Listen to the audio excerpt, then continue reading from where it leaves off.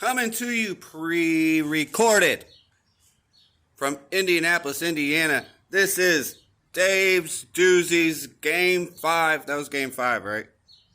Game 5 reaction.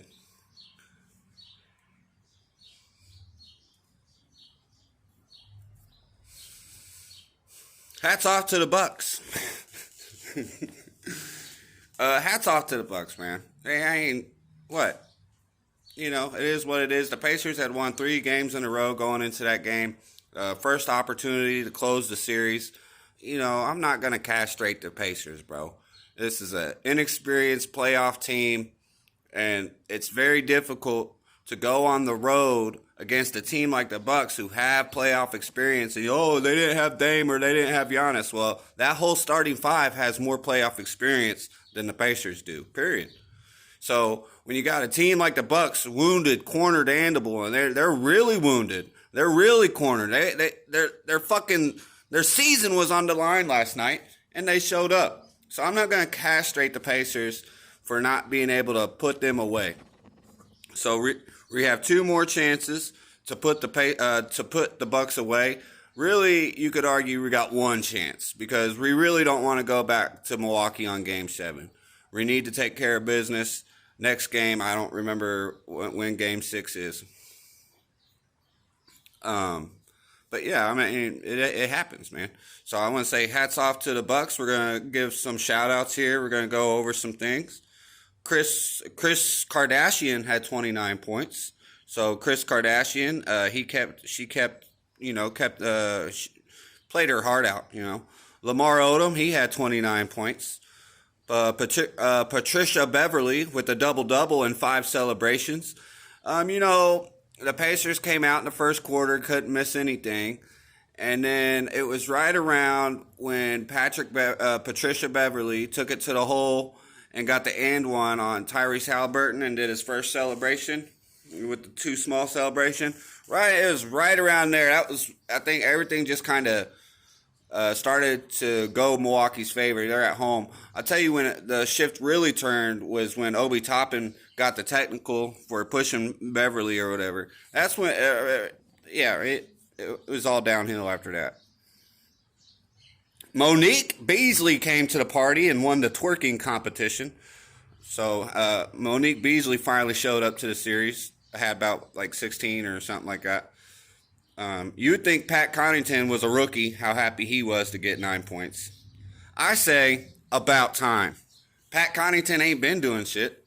Pat Beverly ain't been having a double-double. Monique Beasley ain't been twerking.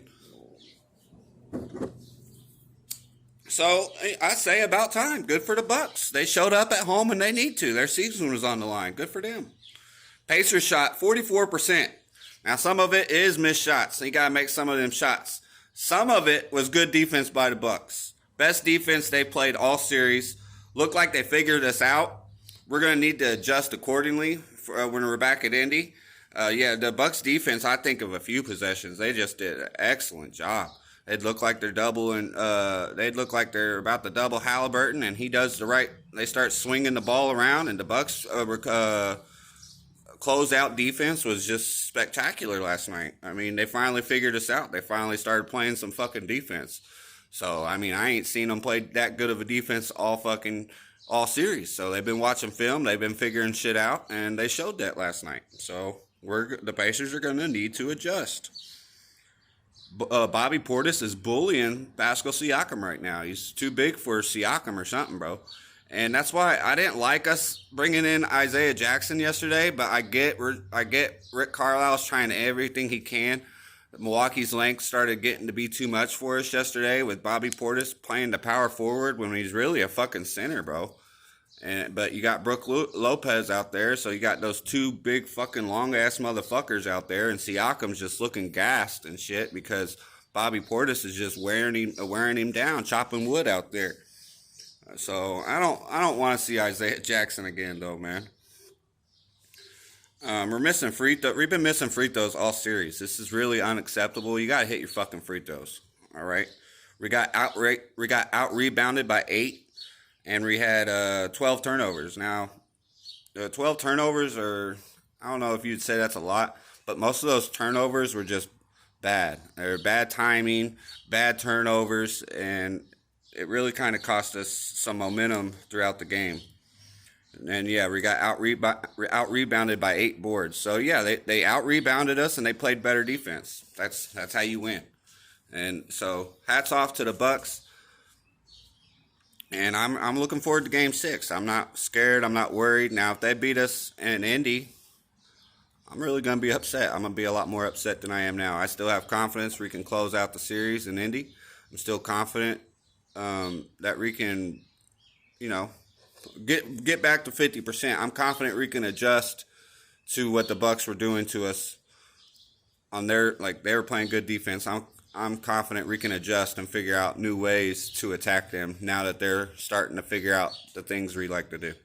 But we got so many players, and they're a lot better at home. We're a lot better at home. Neimark and Smith has been decent, so I'm not going to be too mad that I didn't really see them yesterday. Like I said, I'm going to say it again. Milwaukee's backs were against the wall. They're the playoff experienced team. They were fighting for their fucking season. They were fighting for their lives. The Pacers had won 3 straight, feeling ourselves fat and sassy. Well, we're eating some humble pie. We're coming back to Indy. Let's see you do it again, bitch. See you there. Let's go. Go Pacers. Pacers in 6.